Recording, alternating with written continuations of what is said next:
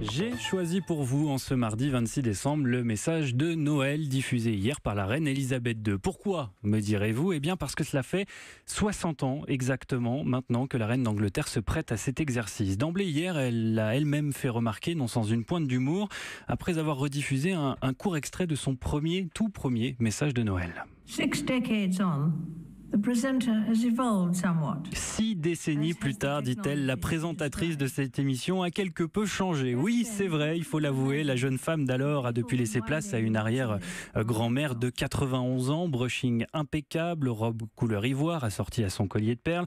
La reine n'a rien perdu de son regard vif, bleu et souverain. Un regard implacable, oui, mais pas insensible quand Elisabeth II évoque les attentats qui ont ensanglanté cette année le Royaume-Uni.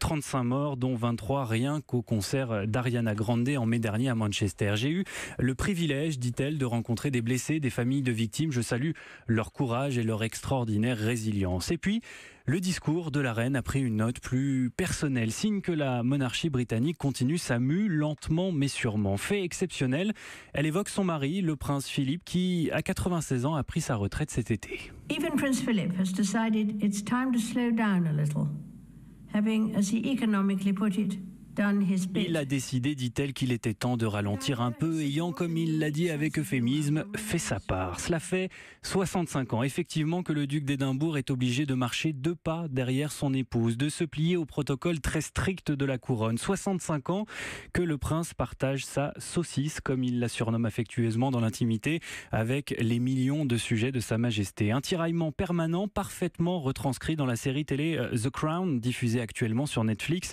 Une série très réaliste qui retrace les débuts d'Elisabeth II, jeune femme propulsée du jour au lendemain à la tête d'un vieil empire en pleine mutation. Les rendez-vous hebdomadaires avec Winston Churchill, son premier ministre depuis, elle en a connu 13 autres.